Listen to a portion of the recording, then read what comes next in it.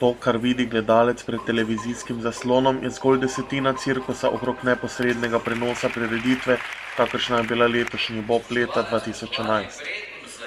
Za vas smo pokukali v zakulisje ter se pogovorili z nekaj posamezniki, ki so del preko 50-članske ekipe, zaslužne za uspešno izvedbo projekta. Najprej smo se ustavili v reportažnem avtomobilu, v katerem je nešteto gumbov, drsnikov in monitorjev. Reportažno vozilo je v bistvu režija na kolesih.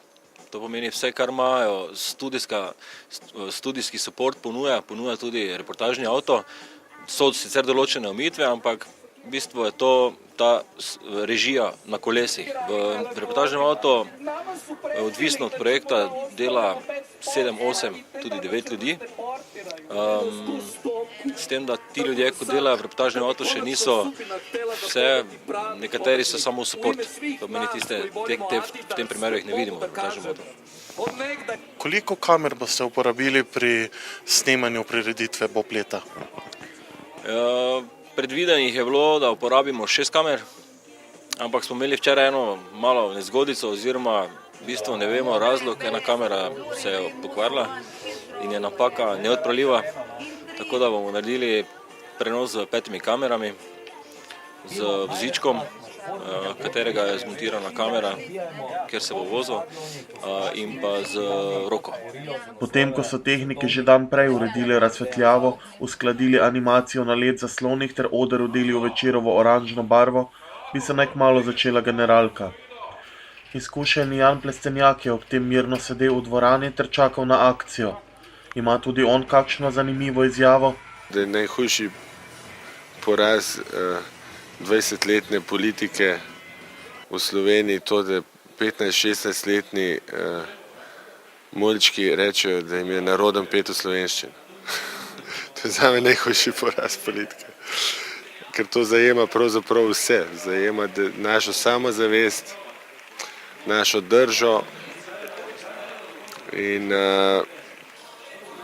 lahko povežemo tudi s tem, zakaj kupujemo kitajska jabolka, holandski krompir, pri teh kmetijah krasnih, ki jih imamo v Sloveniji, kupujemo v trgovinah te izdelke. Tako da to je kar hud problem, se mi zdi.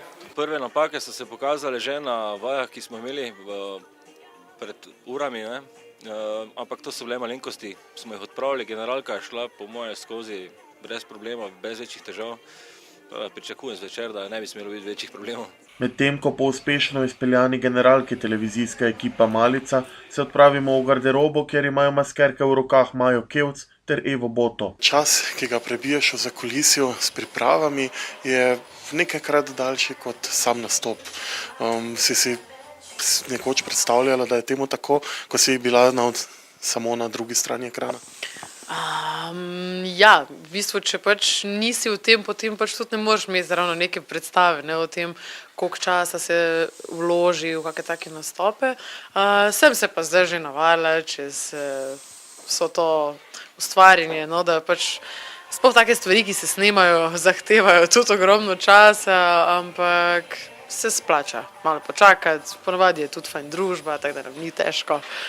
Je pa ta čas, ki ga preživiš pred samim nastopom, ki ponavadi ne traja več kot 3 minute, kar enih 60krat, večji. Ponavadi pač čakamo na generalko, na tonsko vajo, potem je pač na sporedu maska, frizura, tudi malo mogoče odmora, da si sproščen. Potem obleka, malo poklepetaš s kom in evo, čas mine v bistvu zelo hitro. Ja, meni se je to začelo pač seveda na misiji v Evroviziji in zdaj nekako se navajam na to čakanje, priprave, vse do tistega zadnjega finalnega nastopa. Tako da mislim, sem nekako že tista domača pri vsem tem. Danes si na odru z izkušenim mačkom Janom Plestenjakom. Kako je sodelovati z njim?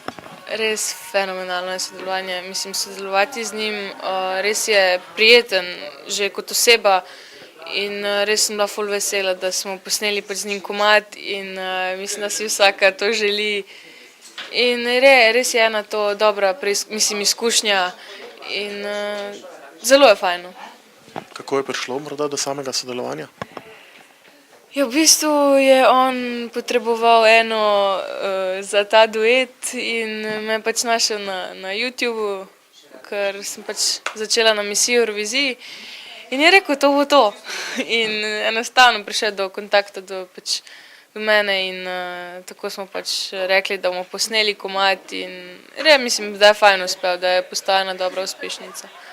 Le še nekaj popravkov voditelja Tadeja Toša in šov se lahko prične.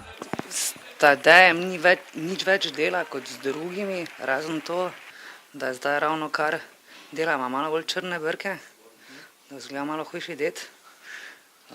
Sicer pa med samo oddajo Topel oder zahteva kar nekaj korekcij zaradi potu. Tako da ga boste morali še večkrat danes vzeti v roke. Ja, mi dva bova se družila celih 80 minut, oziroma ne bova se družila samo takrat, ko bo Tadej na odru. Drugače pa bova se mi dva kar pridno dotikala. Za vsakega si vzamemo toliko časa, koliko ga on potrebuje. In Tadej, kako se počutite vi, ko ste v rokah profesionalke? Zelo dobro. To so trenutki, Samo malo. ko imam mir. To so zadnji trenutki za koncentracijo. Doma se ličite sami ali imate tudi morda koga, ki vam priskoči na pomoč? Doma se ličim sam. Dvorana SNG je bila danes polna. Koliko sedežev ste pripravili, koliko občinstva ste spravili v njo? Danes je bilo v dvorani okoli 900 ljudi in mislim, da so vsi uživali.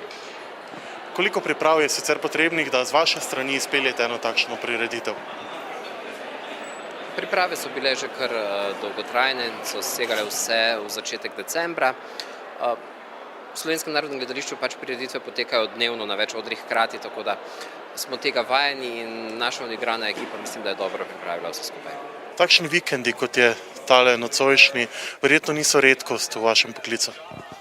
Ja, to je posebnost našega poklica. Ko so vsi doma, smo mi v službi in obratno, ko so vsi v službi, smo mi doma.